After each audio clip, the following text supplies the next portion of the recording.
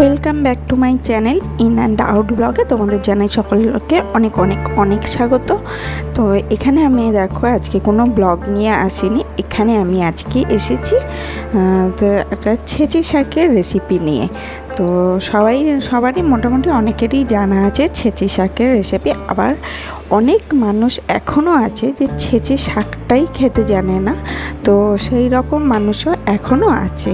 তো আমি তাদের জন্যই আমি এই রেসিপিটা নিয়ে চলে এসেছি, কারণ আমার নিজের কানে শোনা যে এই শাক খায় না, কারণ এই শাক মাঠে ঘাটে হয়, তো যেখানে সেখানে হয় বলে এই শাক অনেকেই খায় না, কিন্তু এই শাকের স্বাদ অতি দুর্দান্ত। তো এই শাকের গুণাগুণও অনেক আছে, তো সে কারণে আমি তাদের জন্য এই শাকের রেসিপি নিয়ে আমি চলে এসেছি। তো অনেকেই ভাবছো ছেচি শাক তো জানাই আছে, এটা আবার কি এমন রেসিপি। তো আমি তাদের ক্ষেত্রে আমি বলছি না যে যারা জানে না, আমি তাদের ক্ষেত্রে কিন্তু এই রেসিপি নিয়ে আমি চলে এসেছি।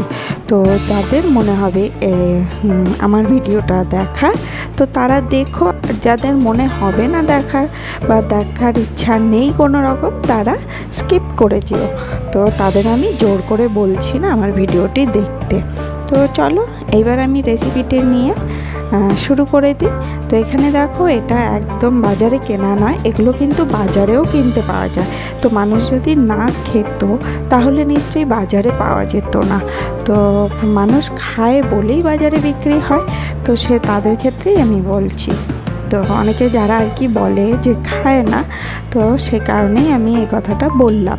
তো চলো, এটা কিন্তু আমি বাজার থেকে কিনে আনিনি, এটা কিন্তু আমার বাড়ির পাশ থেকে তোলা। তো সেই ছেচি শাকের রেসিপি নিয়ে আমি তোমাদেরকে দেখিয়ে দিলাম। তো চলো দেখিয়ে দিলাম না, দেখিয়ে দিচ্ছি। তো দেখো, আমি শাকগুলোকে আমি কেটে নিয়েছি। শাকগুলো একদম ফ্রেশ শাক, কোনো রকম পেস্টিসাইড ইউজ করা নেই, আর ফ্রেশ শাকের রেসিপি নিয়ে আমি দেখাচ্ছি তোমাদের। তো চলো কেটে নিই। আমি প্রত্যেকটা শাক এরকম বেছে বেছে পোকা পাতাগুলো যেমন ফেলে দেওয়ার, আমি সেইভাবে ফেলে দিচ্ছি। ঠেলে দিয়ে আমি সমস্ত শাককে একসঙ্গে গুছিয়ে নিয়ে একবারে কেটে সরু সরু করে কেটে আমি এই শাকটা তৈরি করব। তো সমস্ত কিছুই দেখো, সমস্ত শাকগুলো আমার হাতে গোছ করে আমি নিয়ে নিচ্ছি, আর এগুলোকে একবারে গোছ করে নিয়েই একবারে আমি বটি দিয়ে কাটবো।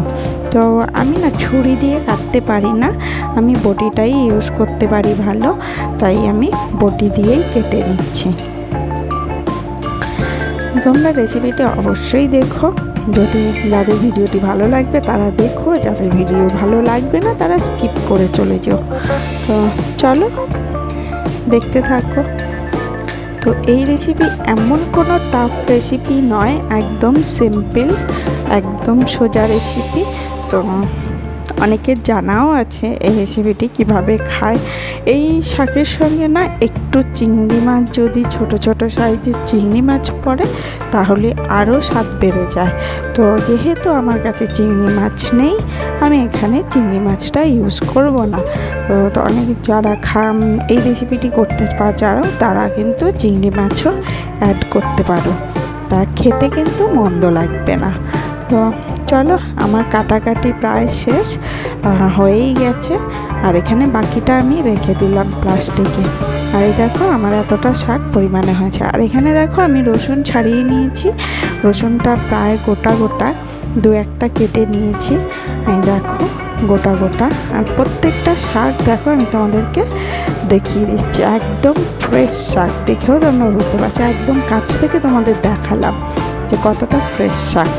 তো এখানে আমি কড়াইতে তেল দিয়ে নিয়ে নিয়েছি, আর তার মধ্যে আমি দেবো গোটা রসুন। আমি কিন্তু এখানে গোটা রসুনই ইউজ করছি, অনেকে যেমন কেটে রসুন দেয়, আমি এখানে গোটা রসুনই ইউজ করছি, কারণ আমার গোটা রসুনটা আমার বেশি ভালো লাগে।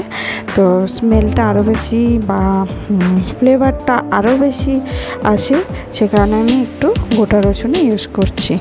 তো এখানে আমি দেবো শাকগুলোকে ঢেলে দিয়ে দিলাম। দেখো, শাকগুলো ঢেলে একবারেই সমস্ত কিছু ভালো করে ধুয়ে নিয়ে এখানে নুন, হলুদ, কাঁচা লঙ্কা চেরা আর যারা মনে করবে যে রসুনের সাথে একটু শুকনো লঙ্কা চেরা দিতে বা শুকনো লঙ্কা দিতে, তো তারা কিন্তু শুকনো লঙ্কাটাও ইউজ করতে পারে। আমি এখানে শুকনো লঙ্কা দিইনি, আমি কাঁচা লঙ্কা চেরাই ইউজ করেছি। তো এখানে আমি নাড়িয়ে চাড়িয়ে সমস্ত কিছুটা মানে নুন হলুদটা মিশিয়ে নিলাম।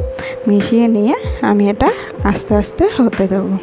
তো আমি ফ্লেমটাকে কমিয়ে দেবো, ফ্লেমটা কমিয়ে দিয়ে আমি শাকটা আস্তে আস্তে করে ভেজে নেব। আর এখানে দেখো আমার প্রায় শাকগুলো নরম হয়ে এসছে, সঙ্গে একটু চিনিও দিয়ে দিয়েছি। আর এখানে দেখো আমার রেসিপি একদম তৈরি। তো তোমাদের যদি মনে হয় একবার বাড়িতে ট্রাই করবে, তাহলে অবশ্যই ট্রাই করে দেখতে পারো, খেতে কিন্তু মন্দ লাগবে না। যদি ট্রাই করে দেখো তাহলে অবশ্যই কমেন্টের মাধ্যমে আমাকে জানিয়ে দিও। তো আজকের ভিডিওটি আমি এখানেই শেষ করছি। আবার আসছি আমি একটা নতুন ভিডিও নিয়ে। তো যদি ভালো লাগে তাহলে অবশ্যই একটা লাইক কমেন্ট শেয়ার করে সঙ্গে থাকো। তো আজকের মতো টাটা বাই বাই, সকলেই ভালো থেকো, সুস্থ থেকো।